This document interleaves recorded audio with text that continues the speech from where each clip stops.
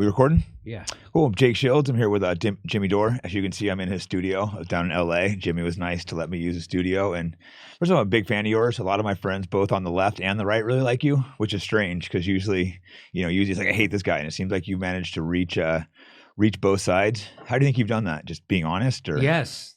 That's it. That's being honest. So I'm honest about everything, and I don't judge people who think differently than me, or I try not to, and I don't dismiss them, call them deplorables, say they're enemies to our kind. I don't look at my neighbor as my enemy, which is what the establishment wants you to do, right? So yeah.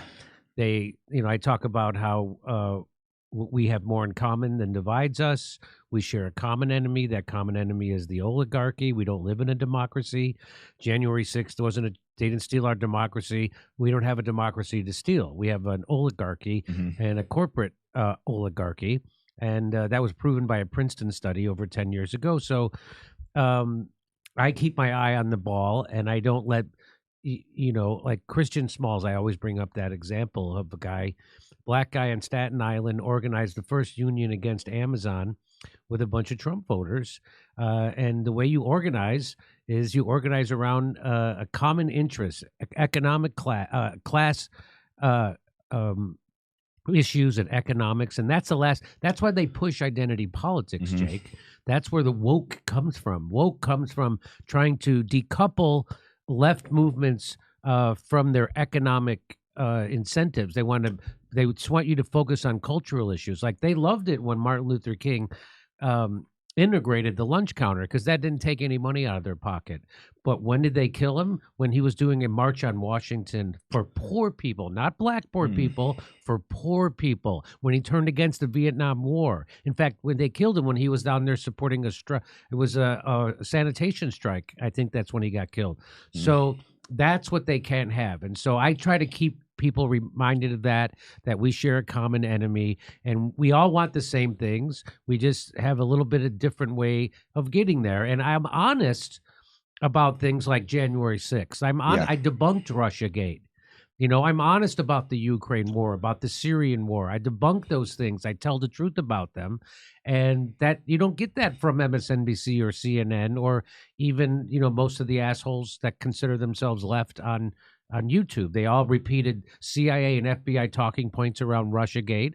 And, I'm not a fan of Trump necessarily, but if you have to lie to discredit him, well, then they'll do that to anybody, so they Russiagate Trump. They Russiagated Bernie Sanders, and then Bernie Sanders is such a cuck, he did it to himself too.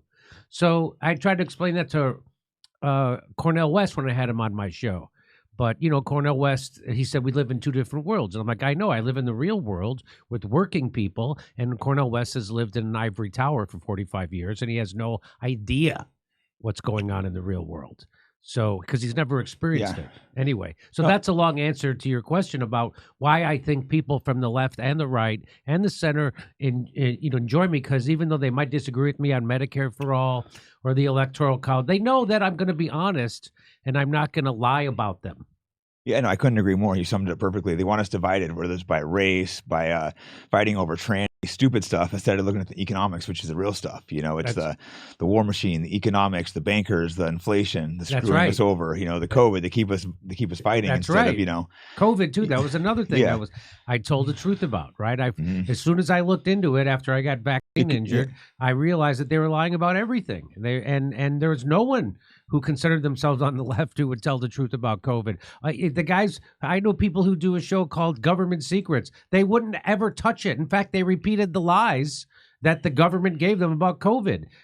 People who work for my show were afraid to look into it. They don't want to know. It's one of the, I don't want to know the truth about COVID. I just want to repeat what Fauci tells me about.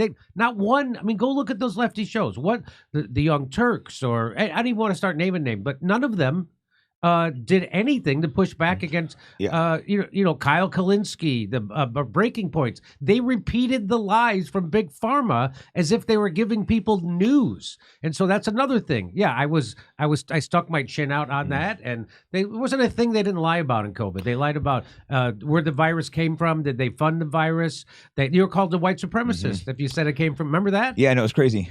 Conspiracy theory when you said it maybe came from a lab. Yeah, like I had way too much free time during COVID because I just retired from fighting, and then I was shut down with no work. So I was carefully looking through all the data. So early on, I was pretty sure that COVID wasn't going to be that deadly for someone healthy in my age. I was also very carefully watching the vaccine, and everyone can treat me like a crazy conspiracy theory, but I was like actually very carefully going through the data. And people would be like, "You're not a doctor. You can't read that." It's like, you don't need to be a doctor to read data. And it takes a lot though to be vaccine injured like you were, and because that means you obviously went along with the lie, and then be like, "Wow, I was wrong." It takes a lot. It takes a lot of gut. Were you ostracized from the left for saying that? Of course. I know they didn't. Especially, I'm very lucky. The fight industry is for the most part not just conservative, but against all the woke stuff. But I've noticed the comedians seem to be the exact opposite, other than like Joe Rogan in that circle. Yeah, it was very, very disappointing to me. And I talk about it in my special about how I would go into comedy clubs and I would see comedians I respected and liked and have made me laugh. And then I'm been friends with for decades, get on stage and shame their audiences for trying to get informed about an experimental medical treatment they're being forced to take. And that's they would say, please don't do your own research. They would repeat the talking points handed to them by by big pharma funded corporate media. I go, don't do your own I tried to explain. I remember I had a real heated conversation with one of the top comics in the country about this. And he was like, he would say that you're not a doctor. And I was like, I don't know if you've ever had a serious illness, but I have. I almost died, and I was misdiagnosed for years. Every 6 months, I'd go to a new set of doctors, and they'd get it wrong. And so, whenever you get ill, whenever you get seriously ill, you are supposed to get a second and third opinion.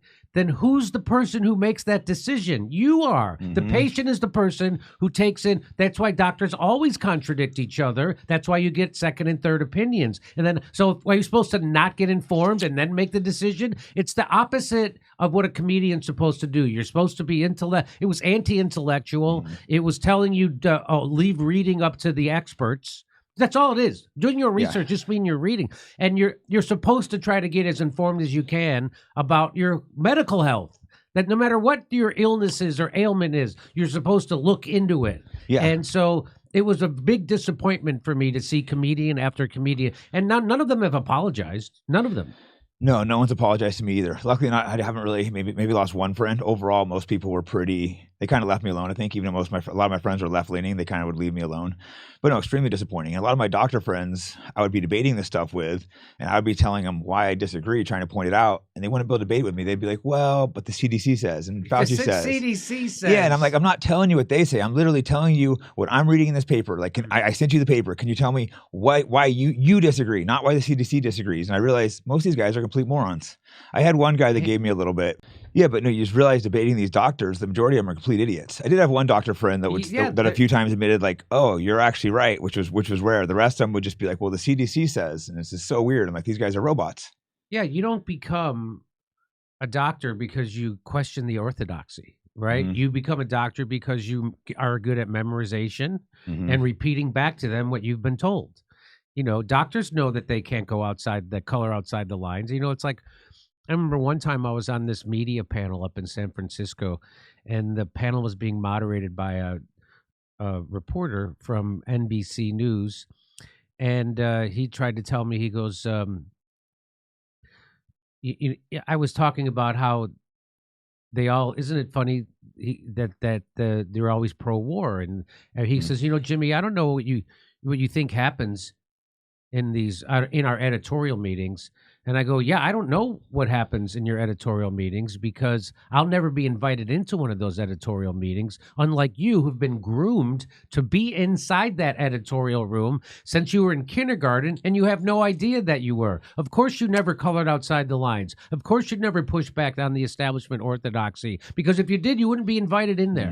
And isn't it amazing? I don't know what goes on inside those editorial meetings, but I do know the result. You always all agree on war. Isn't that amazing? amazing it's how crazy. they always all agree on war? Yeah, they always agree in war, and they want to take medication. Also, if you look, the industry is funded by both both the medical industry and the media is funded by pharmaceutical companies. It's like, how does that make any sense? That's exactly so. We don't live in a democracy. We live. People used to say to me, "Oh, Jimmy, what do you think? Where are these secret meetings that the people who really run things?" Where I go, it's not secret. It's called a session of Congress. You think when Congress gets together, they're there trying to figure out how to help workers or students or the elderly or sick people or. They're there doing the bidding of the donor class. That's how they got there. That's why the country looks the way it is. That's why we can send $400 billion to Ukraine and we can't send $700 to people wiped out by a hurricane or a fire. They have to apply for that $700 and most of them get denied. Yeah, it's just absolutely disgusting. I want to circle back a minute ago. You said you're for Medicare for all. This is actually not a subject. I'm not real. I don't have a strong opinion on this. I lean right, but I think our medical system is a complete disaster in America. Cool. So I'm just curious, like, how would you go about doing that? Because I think part of the problem in America is everything is so ridiculously overpriced because the insurance companies, everything is bloated here. So you just need to like slash that basically. And what happens is. If you go to another country, I mean, Trump used to talk about this on David Letterman. They took down that video, by the way, where I guess he said he broke his arm or somebody he was with broke their arm and they had to go get it fixed. And the bill was like $70. So people have, if anybody goes overseas and gets sick, they find out like, oh my God, this is unbelievable. This is the way it should be.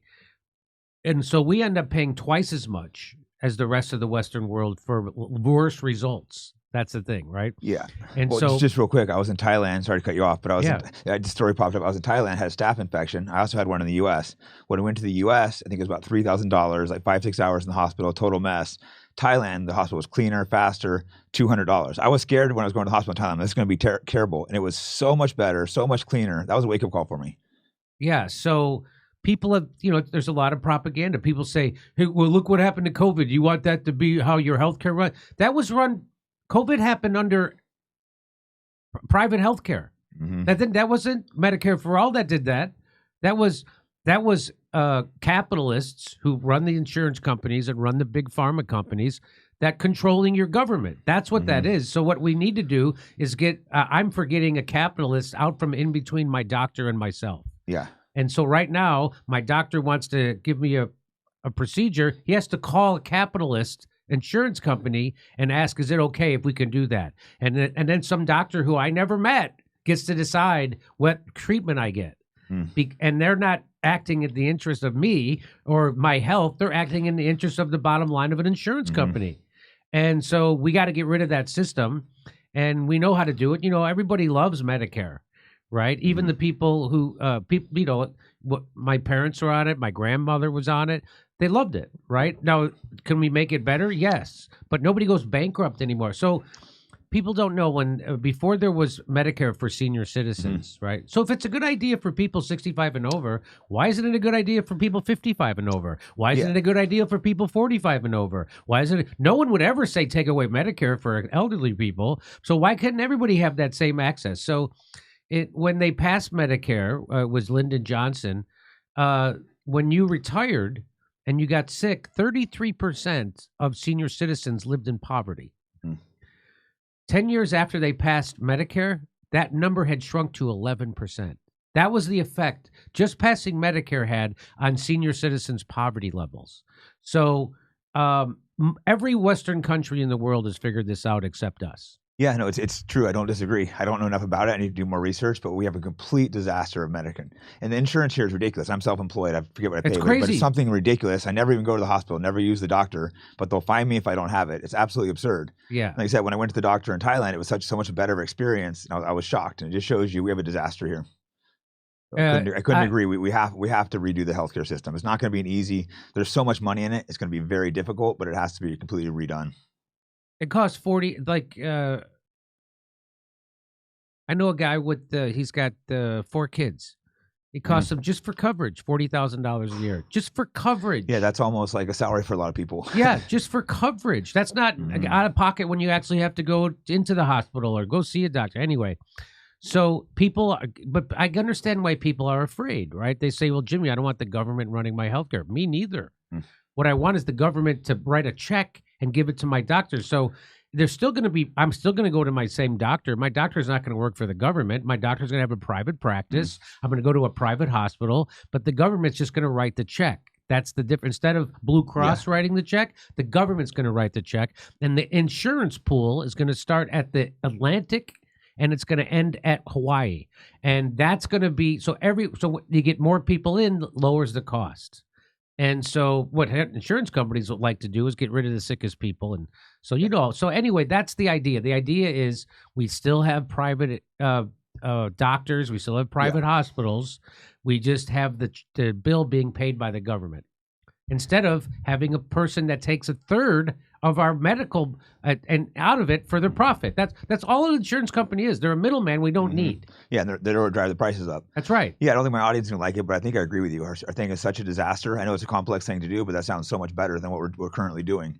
It's you go to no one wants to go to the hospital. It's a disaster. Another problem. You should be given like I like Australia's. Tulsi pushed the Australian model when she ran for president. It's like you have a basic level of care, right? Now, if you want to go buy insurance, so like I could have a private room if I'm in the hospital, or I can. Yeah, so you could have upgrades for rich people. No, I think that makes sense. Have specialty doctors for the rich people, but we should all have basic care. Everybody should get basic care. We're one of the richest countries in the world, or if not the richest, and we don't have insurance. It's just terrible. It's crazy. And we're giving it to legal aliens that come through, but not our citizens. That's right. It's like, how are people not angry? It's okay for them, but then people, they've kind of turned the right wing into idiots by being like, oh, we don't want this insurance. Like, why would you not want free health insurance? Why would you not? I know. It's just like saying, well, I want to pay for my own highway. It's like, no, the government knows how to do that. But Eisenhower got us the interstate highway system, right? He had to bill it as a defense project, right? You know that? That's how we got the interstate. Really? Yeah. He said it was so we could move our nuclear missiles around. But it was really, and what did that do for commerce, right? It was great. It's great for business. It's great for everybody. So there's things that government can do. I don't want government to do everything either, right? Government messes up a lot of shit. But there's things that, government is just us coming together. Yeah.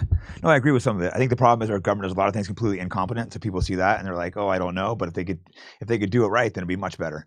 And they could still keep, like you said, private doctors. So let's switch it up real quick. I think me and you are both extremely anti-war. Yes. Our thing is completely ran. That's why I originally started watching you. I really agreed on your takes. We went from Afghanistan. When did that end? I think within a few months we were 20-year war. Within a few months we were back in Ukraine. Just absolutely ridiculous. Well, so I saw a lot of people giving Joe Biden, Joe Biden credit for pulling out of Afghanistan. Like, oh, at least he's pulling out of Afghanistan. I'm like, no. What is he going to do with the money that we've been spending in Afghanistan? He hasn't told you, right? Well, I bet any money they have another war in the chamber. And of course they did. They had the Ukraine war. Yeah, it was I think it was in a few months. I don't know the exact dates on it, but it was so quick. And now it's been going on several years. That. Yeah. Hundreds of billions of dollars. We're probably going to lose the war, it looks like anyways. I don't know how many hundreds of thousands of dead. Just completely pointless. It's just to sell weapons. I don't know what the point of that war is. So the point of the Ukraine war is all economic. So Yanukovych, when he was the democratically elected president of Ukraine, he got a better economic deal to align with Russia than he was getting from the European Union. So he was going to cozy up with Russia. Russia has, fossil fuels and all that stuff. And they didn't want that to happen. So the CIA got in bed with literal Nazis in Ukraine, overthrew Yanukovych, right? And it's the Maidan 2014, coup. Right? Yeah, it's called the Maidan coup. And so then and then the people in the eastern part of Ukraine, the Russian-speaking ethnic people, didn't want to go along with this coup government.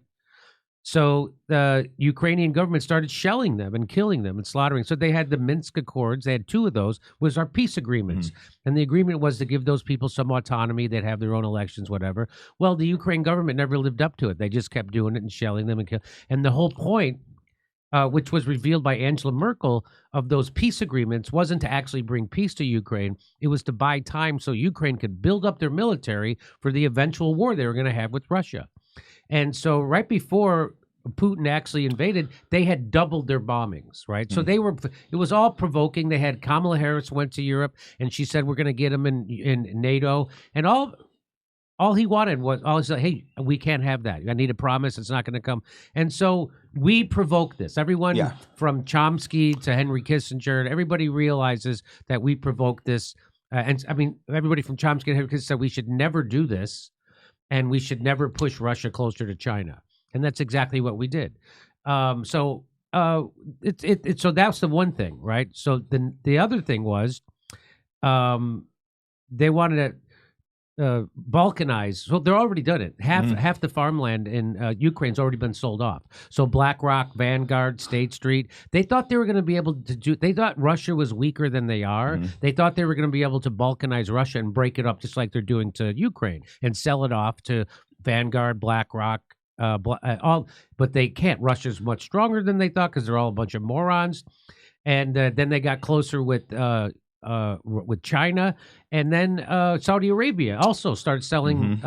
So Saudi Arabia is sick of the United States too. So everything they said Trump was going to do, he was going to turn our allies against us and bring chaos and nobody respect. That's exactly what Joe Biden and his neocons have done. Yeah, no, you can see that's what's funny. The left defends these wars and these people, but I mean, both these wars are awful, and it's Yes. absolutely ridiculous. The economic wars is another and so we wanted to sell natural gas and energy to Europe. That's why we blew up the Nord Stream pipeline. It's funny. I read your Wikipedia, and it said you said the U.S. was involved, and it's one of your conspiracy theories you were involved with, but clearly we did blow it up. Yes. So it's like, so they have accused of all these conspiracy theories, which were true. Yeah. They said the gas attack in Syria was faked. You said that was faked by us. I think you were one of the early people that recovered that. It was faked by us. And then the OPCW whistleblowers revealed that. Yes, and then Aaron Mate did meticulous reporting on that, and he also testified in front of the UN. Of course, but people don't know what we're talking about. Is that if Syria, they faked a gas attack to try to get Trump to do a regime change. Yes, Trump came in and bombed him, but he didn't do the regime change. Luckily, right. So he bombed soft targets. Put it that way. He didn't. They tried blaming the Assad government, but it was really like, I really don't know who it was, but it wasn't them. Or I don't think it was even gas even used, right? It was like fake gas. It was, no, I think there was a lot of speculation that the people were dead before they had placed those gas bombs, and they weren't dropped from helicopter. Anyway, it was all. I read the report a while ago. I remember reading it. It was completely faked. Yeah, it was completely faked, and and that still says a conspiracy theory on your Wikipedia. Isn't that insane? Well, that's all they can do is just. I mean, look what they say about Julian Assange, right? Yeah, right. That Julian Assange never had to retract anything. So, that's unfortunate. If you go against the deep state, if you go against the war machine, that's their first line of defense is to slander and discredit you. You said they're attacking your YouTube now too. Before we started filming, they're going after your YouTube, saying you're like disinformation, but really you're spreading things that are true. That's right. Yeah, it's really wild. Did you also see, I don't know if this report's correct, but I saw allegedly North Korea was sending 12,000 troops to Ukraine to help Russia. Like, hopefully that's not true, but that means we're getting close to World War III if this is true. That seems like a big deal to me if that's true. That seems like a big deal because North Korea has a nuke, right? Yeah, they have a nuke, and it just shows that means they're looking at it as like, there's these alliances coming together, these military alliances, Iran and Russia for obvious reasons. Because there's BRICS, right? So that's Brazil, Russia, India, China, and is that South Africa? Yeah. Is that what the BRICS S is? To cut the dollar out? Is that what that is? For so that's a new economic power. So that's going to hurt. Yeah, it's going to hurt our dollar. Because the United States keeps you. So the United States, a dollar is the reserve currency of the world, which then gives us props up our economy. It props up our dollar. But what we shouldn't do is then weaponize it. But so every time we put a sanction on a country, that's weaponizing the dollar. And so it makes people resentful, and it makes people like, well, why should we have to live with this? So that's why, that's a big reason why they killed Gaddafi and overthrew Libya, because he was starting his own currency for Africa called the dinar.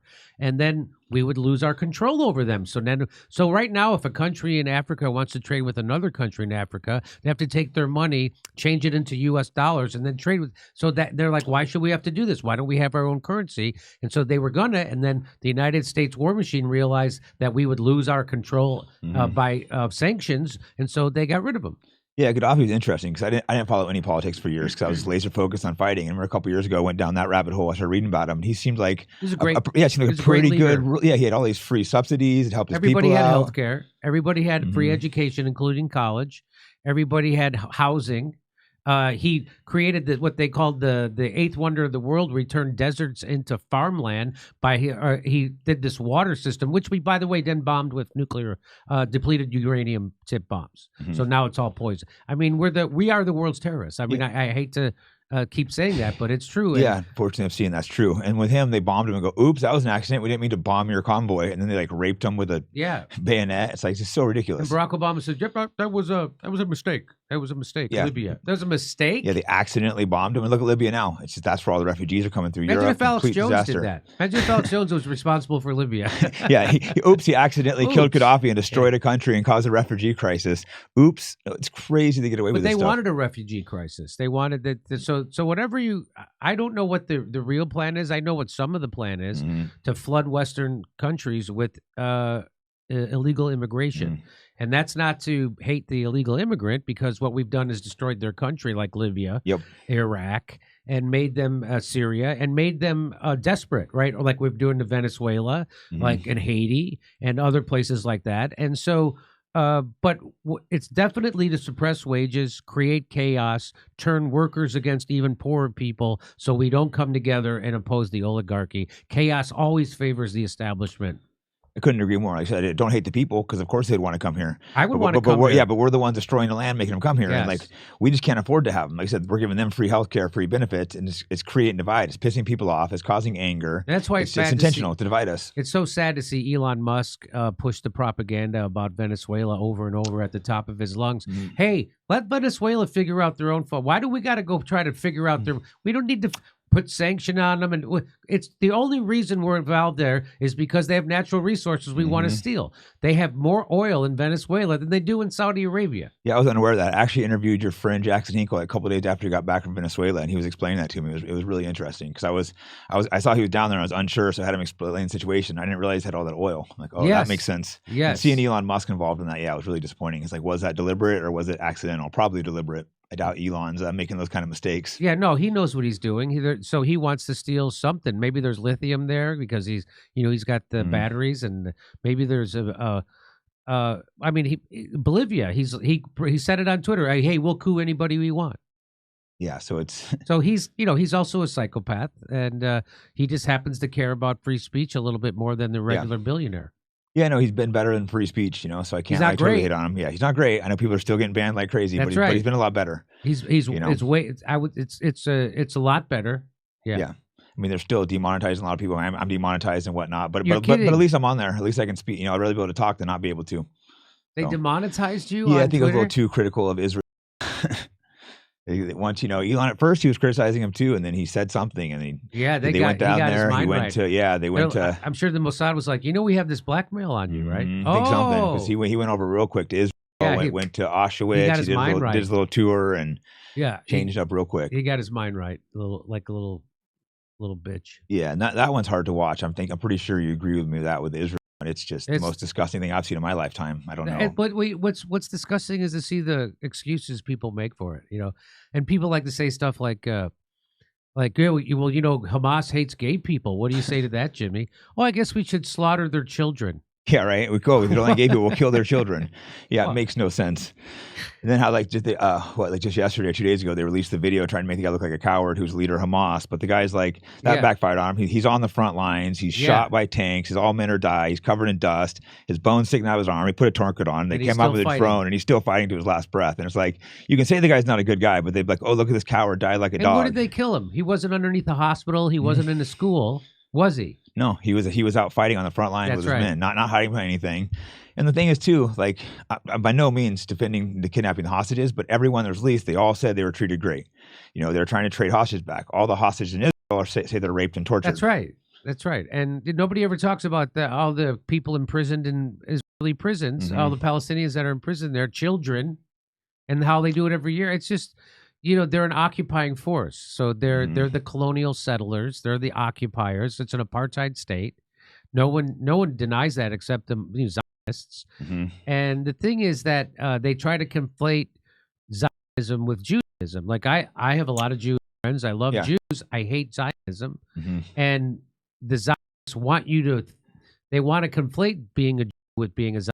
which it's not the same thing at all. No. Because if they can do that, then they can say you're anti-Semitic if you criticize Zionism. You know who else conflates Judaism with Zionism? Anti-Semites. They also do that. So it's funny that the Zionists and the anti-Semites both conflate Judaism with Zionism, but it's not the same thing. In fact, some of the most devout Jews, the Hasidics, are not on board with Zionism. They're against the Greater Israel Project. They see it as heresy.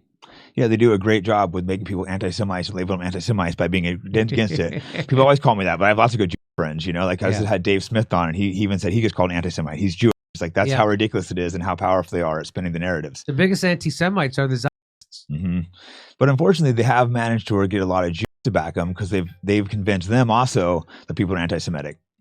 They do a great job of telling the Jews everyone's against you. So it's a tricky situation. They do a great job of that. Hang on, let me get off. Okay. Yeah, no, they do a great job of making people. I think they're deliberately trying to cause anti-Semitism sometimes. Yeah, I agree. I think they're trying to. But you see these guys on Twitter killing kids, riling it up. I think they're trying to make people hate Jews. Because I could see if I didn't have Jews friends, I could see them online how they're acting, being like, "Wow, I don't like these." Yeah. Then they create real anti-Semitism, and then they go, "Look, there's anti-Semitism." Mm-hmm. So now we need it. Now we need Israel. Yeah. Yeah, you mentioned the Greater Israel Project. I think a lot of people don't realize this. They're not. Everyone's always like, "Oh, why don't the Middle East take the refugees? Why don't they take the Palestinians?" And those poor people, it's so bad no one will take them. But part of the reason is they want a lot more land there, which is a Greater Israel Project. Right. They want part of Lebanon, part of Egypt, part of a bunch of these countries. Syria. Yeah, Syria, and it's not a secret. They fly it on their shirts and everywhere. Yeah, they say it right out loud. Yeah, Israel is a cancer on the West, and it's going to metastasize into World War III if we let it, and I think it's gonna. Although Trump did come out just the other day and say that he expressed caution around Iran. Yeah, that was nice to see him finally say that. That was nice. But no, to me it seems like Israel deliberately trying to push World War III and bring us into it. That's right. Like they've gone just completely insane. And yes, it's crazy to me how many Americans and our politicians are all bought, but how they just sit there and praise these people and stand by them. It's like, how can you not look with your own eyes? And people try to be like, oh, these videos are fake. It's like, they're not fake. It's just absolutely destroying these people. There was a reason why Jeffrey Epstein existed. It was to make sure he got compromised, compromat on all those people. I mean, that's what the Mossad does. That's what they do. They get blackmail on powerful people. You don't think Bill Clinton? I mean, come on. I mean, how many times did he go to that island? Yeah, probably 20 something. Yeah, right. Probably even more. So yeah, that's how they get that. That's their MO. And you think you think they stopped with Jeffrey Epstein? No. You think that he was the only one? No, yeah, it's not just people think it's AIPAC and stuff, but it's not just that, which AIPAC does have a ridiculous amount of power. Right. It's also a lot of the donors. Look, the Democratic donors, they're almost all Jews, Zionists. Look at Trump's top donors, all Jews. So it's, you look at that and then you look at the blackmail option, and we don't know how extensive that is because obviously Epstein, but there's probably multiple ones. Yeah, he can't be the only one. Diddy might be one. There's right. Well, the Meyer Lansky allegedly had blackmail operations, and he had supposedly J. Edgar Hoover dressed like a girl, like giving a guy a blowjob. So it's something that goes far back. They've been doing. I doubt we've caught them all. There's probably multi blackmail operations. It goes, that's what I'm saying. That's definitely, he wasn't the only one. Which one of these things, like, I don't know how we cleanse our government because it's so deep. The people are turning against Israel, but they seem to have complete control, especially the Republican Party, which to me, I never considered myself Republican or Democrat, but I leaned that direction. And it's been I'm completely homeless. Just all they do is just suck his belly, just nonstop, and just tweeting out. Have you seen the tweets they send? It's just it's stomach churning. It's just I can't tolerate it. It's like I can't have anything to do with that party at this point. Yeah, I left the Democratic Party after they cheated Bernie, and Bernie didn't do anything about it. So he went right. He tucked his tail like a good little boy, and like a cuck, and went right along with it. And I was like, no, I'm done with them. No, although I did back Tulsi, but she was on the outs. The Democratic Party hated her at the time, Yeah. And no, I haven't voted for Democrat in a long time. Yeah, I don't know if I'm going to vote this election. I'm probably not. I can't. I think Trump's probably better. I think Kamala's probably the worst presidential candidate of all time potentially, but I just can't put my name behind Trump when he's pushing for this genocide. Yeah, I have a red line. That's what Brett Weinstein asked me. We were on a Twitter space, and he said, "Jimmy, what would it take to get your vote for Donald Trump?" And I said, "Well, I have a red line when it comes to genocide, and I don't think he's changing on that rhetoric." So come get my vote. Tell me that Mm. you're going to advocate for a two-state solution. You're going to stop, funding and sending bombs to Netanyahu, and then we can have a conversation. But that's not happening. So. No, I just can't. I can't put my vote behind him. I lost like thousands of followers criticizing Trump, but I can't go with the guy who just says he'll do everything for Israel. He says basically he wants to make the Israeli lobby even stronger. It's like I can't put my name behind that. And he wants to curtail free speech. And so when I went to that Rescue the Republic and I gave my speech and I said, when I grew up in Chicago, there was a suburb called Skokie, which a lot of Jews lived there, and the Nazis, literal Nazis, would have a march every year right through Skokie to try to piss them off. But the Jews in Skokie allowed them to have their march because they loved freedom of speech more than they hated those Nazis. And I said, if they can do that, we have to also stand up for the right of free speech of Palestinian protesters in the United States. The freedom of speech isn't for speech we like, it's for speech we hate. And if you hate that, and if you stand up for that, then we all have the same power. But if they can take this power of the speech and protest rights away from them, they can take it away from us too. That's what you have to keep in mind. I'm the only one who brought it up in that whole 6-hour event. I was the only one who brought it up. I couldn't agree more. I'm a huge free speech absolutist, and that includes speech I hate. If you don't count what you hate, it's not free speech. That's right. And that's what I thought the Republican Party had turned into the free speech party. Then after this war, all the guys started, and anti-war, after this war started, or after October 11th, they started pushing, let's give more money to Israel. Let's do anti-Semitic speech. Anti-Semitic is always changing. It's criticizing it has no meaning. It doesn't mean you hate Jews. But even if it does, I still have a constitutional right to hate Jews if I want to. So it's that's what why can't I have the same rights as a fourth grader? I get to hate shit. Why can't I hate Tim Walz and his Taco Tuesdays? Yeah, I do hate him. And that's the thing. Everyone's like, so you support Kamala because you don't support Trump. And it's like, no, that's not how it works. These people are... Yeah, try to tell a Kamala supporter... try to criticize Kamala and then tell them you don't support Trump. They don't know what to do with that. They just go, yes, you are. You do support Trump. It's weird how both sides, because my audience is more right-leaning. They're always attacking me, being like, you support Kamala, but so it's more the opposite. But it's like, no, I don't. I don't support either, And if I was forced to vote, I'd go for Trump. But I just, like I said, the red line is genocide for me. I can't with good conscience vote for someone. Well, it's funny that, Trump is, a case could be made that he's the lesser of two evil because he promises to end the war in Ukraine, whereas Kamala Harris promises to ramp it up and keep it going forever. So at least on that basis, Yeah, no, I would vote for him if he would just give a little, but he's not. It's just so over the top. Like, they need to finish the war. They can do whatever they want. He did finally, because he was going hard on Iran, but he did finally say he doesn't want a regime change in Iran. That would be a massive war that could bring Russia in. Yes, exactly right. Yeah. So it's a shit show. And how do we get out of it? I don't know. I don't know how to start a real revolution. I keep saying we need one. I don't know how to, the problem is like, like that Longshoremen's Union leader. We need a guy like that, shut shit down. We want money out of politics. We want, stuff like, we want hand-counted paper ballots. The machines are ridiculous. Yeah, of course. The Democrats used to scream about how easily those voting machines were hacked. And they stopped. When? 2020. Isn't that interesting? They never talk about it anymore. Yeah, and you couldn't even say it could have been stolen, which, I don't know if it was or wasn't, but of course elections can be stolen. Yeah.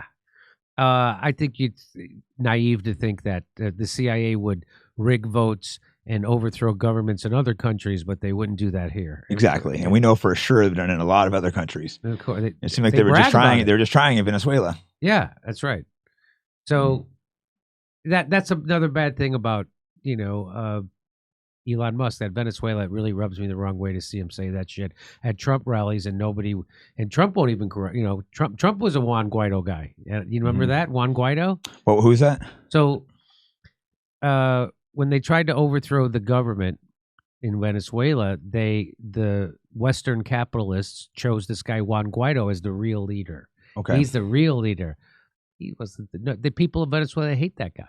And so Trump brought him to the State of the Union. Oh, here's our real leader. We're fighting against dictators. And hey, let Venezuela figure out. Hey, let's say their election wasn't on the up and up. So let them figure it out, right? Nobody came in and invaded America over the 2020 election or the 2016 election, even though Hillary Clinton said it was thrown by Russia. Or the 2000 election with George Bush, right?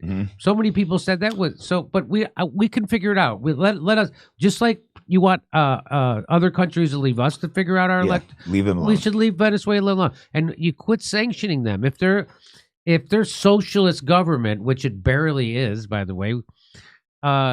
Is such a bad form of economy. Why don't you let them fail or succeed on their own? Just like with Cuba. Why do we got to sanction the shit out of them? Yeah, I don't understand why we sanction Cuba still. They haven't been a threat in so many years, and we still have sanctions. It doesn't make any sense. Because we can't allow a good example of socialism. The economic hitmen in the West cannot have a good example, and that's what that is. The same thing, Maduro, how he's helped people, brought them out of poverty. They can't have that.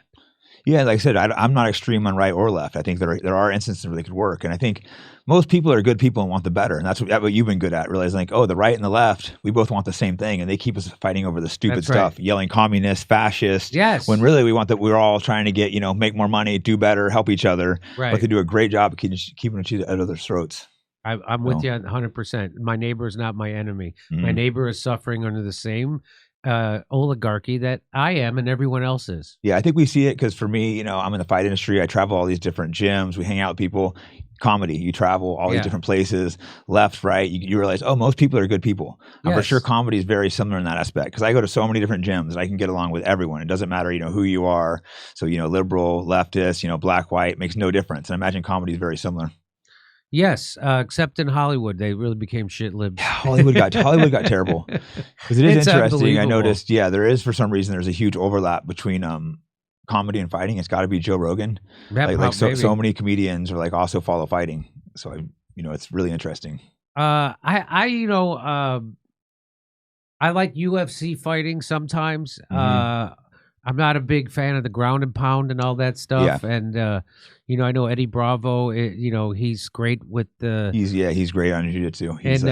But I like boxing because like when Tyson Fury fought Deontay Wilder, and it was the last round, and Wilder knocks down Tyson Fury, right? And they're like, "Oh, that's it." He's like, "Out, it's over." And then he gets 10 seconds to get back up, and he gets back up. And I'm like, so that's what makes it exciting.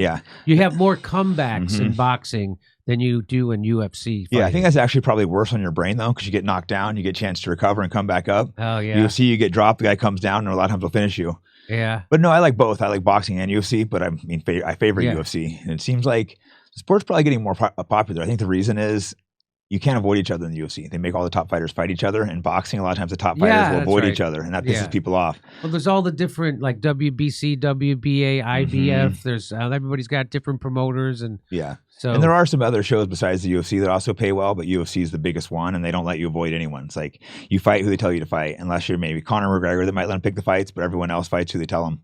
But it's good for the fans because the top guys are always fighting each other. Yeah, I agree. So what is there any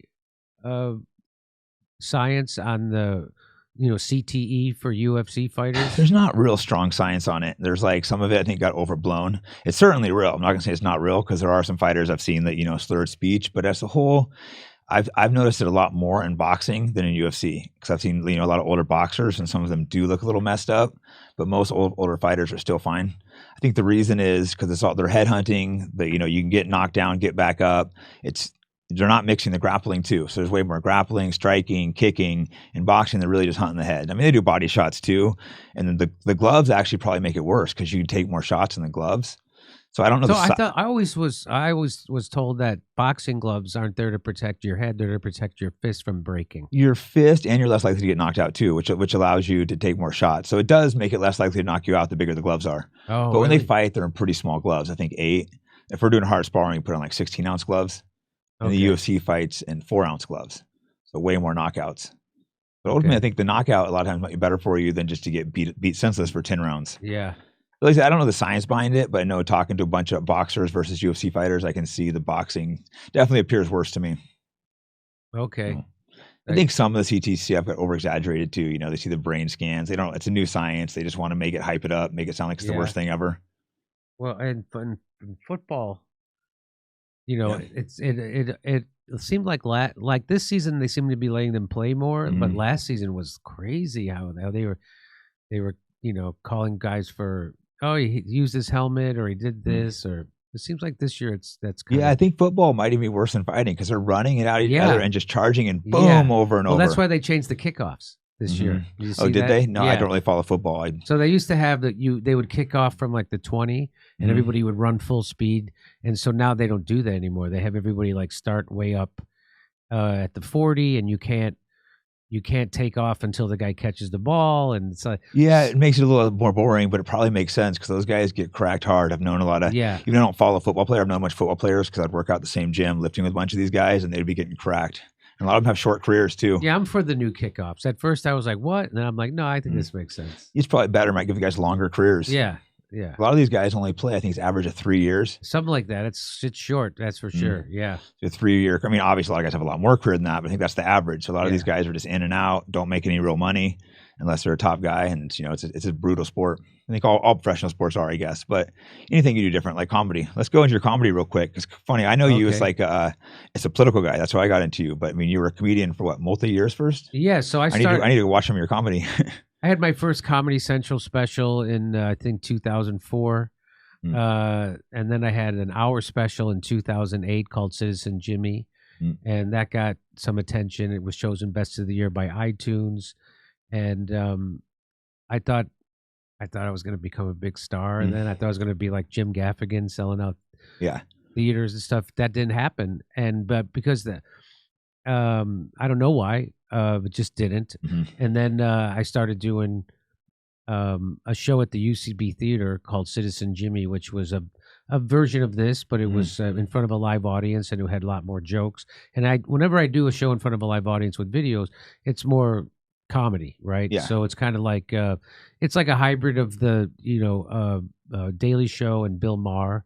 And so anyways, I started doing that show. I got some people from KPFK Radio saw me do it at the Improv. They gave me a radio show. So I had a radio show in Los Angeles for about 10 years, which was on all nationwide on Pacifica. It's on still on WBAI in New York. Anyway, so then I started working with the Young Turks. I don't know if you're familiar. I'm familiar with them. them. Yeah, they seem a little weird, but I don't know them that well. So I've heard them say some ridiculous things, but I don't know enough about them to have a strong opinion. They were much better before. Okay. And then they got $20 million from Jeffrey Katzenberg and it kind of wrecked them. And then they just started repeating.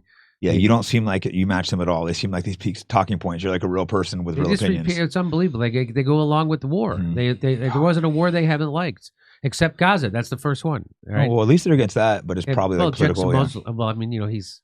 Oh. So there's that. But but I learned a lot, through the Young Turks when they weren't so horrible, and I learned how to do this. And so then in 2015. End of 2015, early 2016, I started doing this version of it on YouTube. And as soon as I did it, man, boom. Picked up right away. And I started selling out theaters. I mean, my whole career, that's all I ever wanted was to sell tickets and tour. And then as soon as I had a manager named Alex Murray at Brillstein, and he represents Jim Gaffigan and a lot of big people. And he told me, he said, Jimmy, you should just talk into a camera every day. And I was like, oh, come on, I got to write it out. I got to have my jokes ready. I got to have it's hard, And he was right.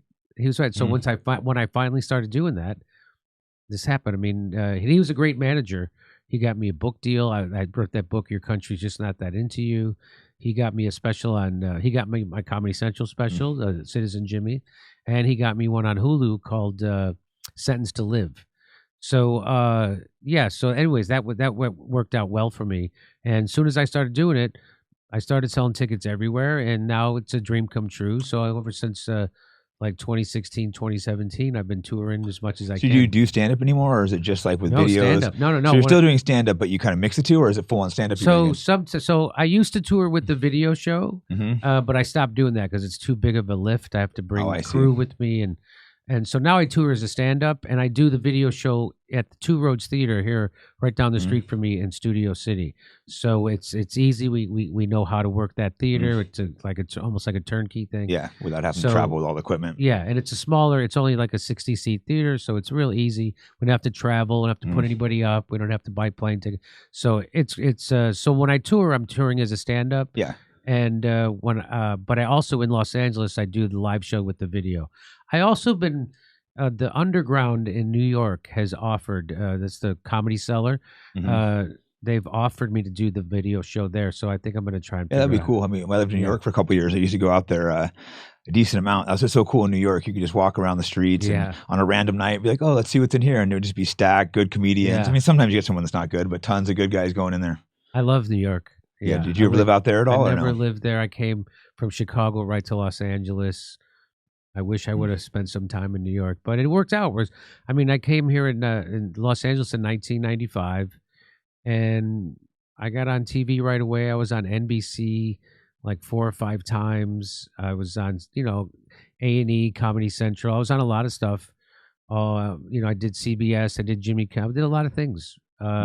So it worked out. It was but I didn't really start selling it. Until the show. Stuff, yeah. Well, the show's great. That stuff, it didn't sell tickets. What sell tickets is when I started doing this show. Hey, sometimes you got to pivot in life and learn. Your manager gave you great advice because, like I said, the show. I don't watch that much TV, but I do watch a show occasionally. It's great.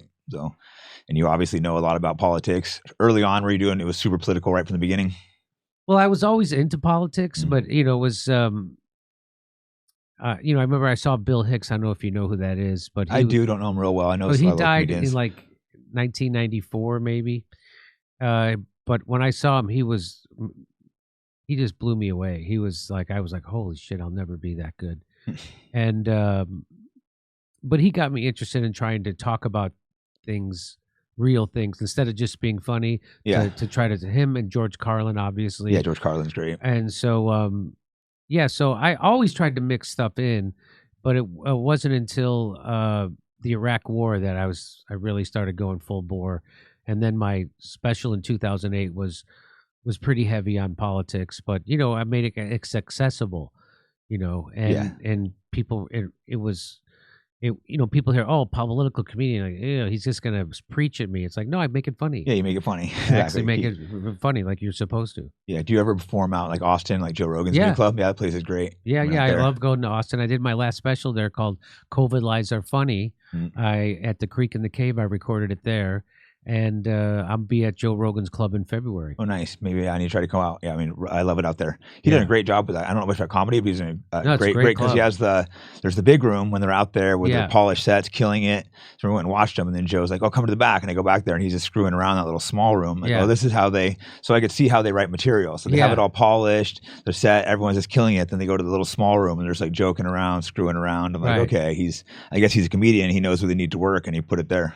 Yeah, it's a really great setup. I love that place. I'm excited to be able to play there. Yeah. Yeah, no, it's great with Joe's, with his podcast, and he's gone there, built that club. But it sells out every show. Oh, yeah, it's always sold out, right? It's nuts. It's amazing. I think they got Tony Hinchcliffe. I think he moved his show over there, which is killing it too. The Kill Tony. Yeah, Kill Tony. Yeah. So I'd like to do I actually brought it up to Joe to do this show, my video show. When can I do it there? And he said yes. So maybe we'll see if I can do it. I'll see if I can get Rumble to pay for it. Yeah, I definitely want to see you one time. Before we finish up, let's circle back to politics a little bit. Okay. I think we both agree everything's messed up. So it's like, what do we do to fix it? Is it like taking the monies out? Do we need a full-on revolution, or could we just take out the corporate donors and the lobbyists? Yeah, that's a problem. Of course, if we could get. So my idea is that we have a shorter election season like they have in Europe, maybe a 6-week election season instead of a 2-year presidential campaign, and it's publicly financed. People say, well, that'll cost a lot of money. It costs you more money. Yeah, a lot less than what we have going now. That's right. It costs you more money to have it financed by corporations and billionaires.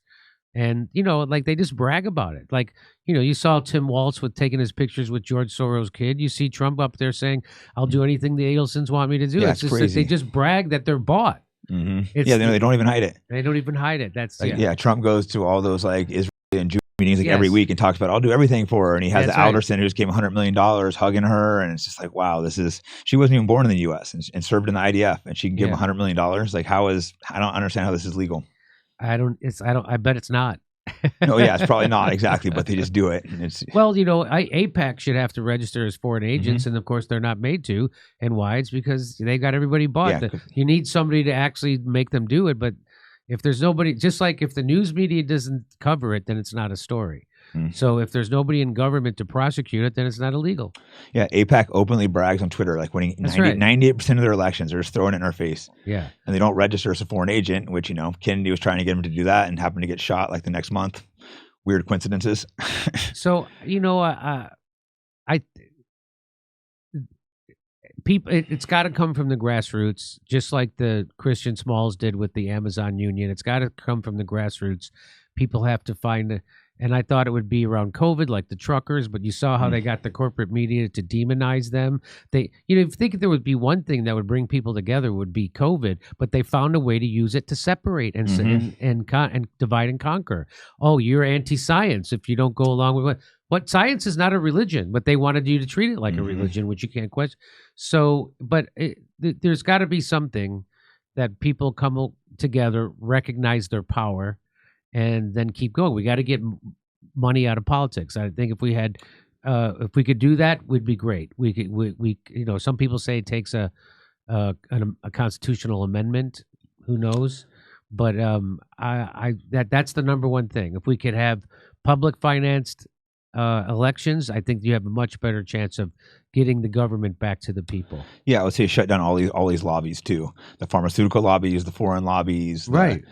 The weapons lobbies. This seems to be one of the biggest problems we're facing. Yeah, you're allowed. They don't work for us. The There's politicians no clearly lobby. don't work for us. Where's the lobby for just regular people, right? Yeah, right. We have to do one for the American people like AIPAC has. It's just so absurd. And, like I said, they're bringing in illegal immigrants. Like I said, nothing against them, but they're giving them free stuff, free hotels in New York, but they're giving nothing. We have homeless people everywhere. And they're telling us that, so you saw Bill Clinton the other day say, we got to have these immigrants come in because we're not making babies in America. You know why? Because our economy sucks and people are afraid to have kids. Why don't you make our so they could give bonuses for having kids or something. Yeah, give people money. Yeah, tax cuts and But it is tough. You go to I think we're probably both doing pretty well, but I go to the grocery store and I'm still getting shocked sometimes seeing the prices. It's so shocking. Could you imagine if you're feeding a family and I'm like a few things, it's $100. I'm like, are you kidding? So if you're on a really tight budget, how are you going to eat and feed your kids? It's I do understand people's frustration. Yeah. 80% of Americans I read are living paycheck to paycheck. Yeah, that's right. Half of the country can't afford a $500 emergency. It's and they get people brainwashed against unions. Like when they people are like, yeah, but that causes inflation. What? They print money. Yeah. You don't want the people who generate the profits to get a piece of it. That's what the only power you have is collectively bargaining, meaning workers have to come together. That's the only power you have. Otherwise, it's going to be. That's what makes a middle class. We don't really have a middle class anymore. We have the biggest income disparity in the United States. Then since you got to go back to the time of the pharaohs. I mean, I used to say since the Gilded Age, but it's even worse than that now. So, we need a way to give workers power so they can get a part of the profits that they're generating, and bring manufacturing back to. Trump said he was going to do it in his first term. He didn't. I don't know how to do that either, but I know, stuff like NAFTA and the world trade, it's not good. So, I definitely agree with that. And they do a great job of dividing it left versus right. So Trump said it, so they attacked him for it. When really it helps both people. It helps all Americans. We should, and like I said, you do a great job of saying, hey, the populace left and right want the same thing. That's right. So it's all about learning to bring us together. But hey, thanks a lot for coming on. Where can people find you? What's the Jimmy Dore Show, obviously? On Rumble and YouTube, or you go to jimmydore.com and become a premium member, and we give you lots of bonuses, stuff like that. Go to jimmydore.com. Cool, thanks. Oh, yeah, and subscribe to my channel, too. I keep forgetting to tell people that. So, yeah, thanks a lot, Jimmy. Okay, my pleasure, Jake. Thanks.